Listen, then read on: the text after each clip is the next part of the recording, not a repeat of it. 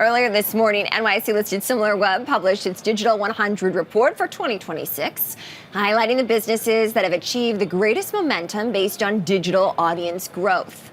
I want to send things down to the trading floor now with more, where NYSE content creator Ashley Masternardi is standing by. Ashley, good morning. Good morning, Kristen. Similarweb provides digital intelligent insights for companies such as NYSE-listed JP Morgan. And in their recent report you just mentioned, OpenAI's ChatGPT was the big winner.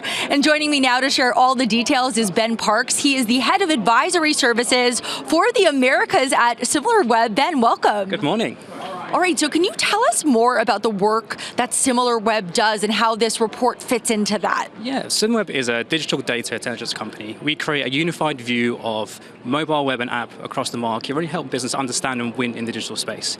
Day to day, we're benchmarking, we're showing trends, but ultimately building winning decisions. Our D100 report is really our flagship report, recognizing those companies that really excelled in 2025, whether it be app, web, or now Gen AI as a new function into our report. So really showcasing those that had a great year in 2025 and those that really grew beyond the competition. All right, and Ben, how is the list organized? Sure, so we have 10 markets across our report. There's 100 different spots, and we break it out into industries. So we have health and beauty, we have electronics, we have Gen AI as a new one. We also have app and web, so really breaking out the difference between the two different parts of the market. And I understand that ChatGPT was the big winner. They were number one. Can you tell us why? We can't not mention ChatGPT. It actually featured in 3 of our reports. So this year we had an emerging platform for AI. We had the web platform and we had the app.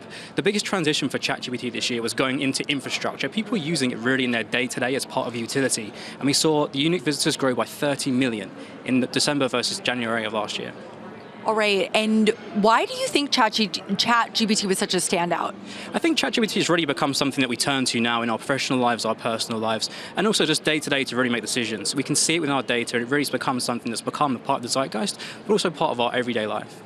And I understand that some emerging companies were also recognized. Can you share more about those and what made those special? Yeah, I come from the retail industry, so there's a company called Comfort, so COMFRT, and they're in fashion, and they had a great year last year. They really tripled their traffic, and they were the winner in our fashion category. And what they did really well was they lent on mobile. 90% of their traffic came from mobile, and they really leaned into social, and they also leaned heavily into influence and referrals. They want to stand up players in the report. And besides AI, what other criteria are you measuring when picking these winners? Sure, so I mentioned there's 3 reports. There's the AI part of it, then there's the web, and we're looking at the monthly unique visitors to the sites, and we're looking at apps, so the monthly active users within the app. So they're the kind of 3 key areas we look at, and then we do change it across markets and across industries, and that's kind of how we look at the report. All right, and when people are looking at this list, how can they use this data to better inform their business decisions? Yeah, I mean, the key to our business is benchmarking, helping companies understand about how the competition is doing.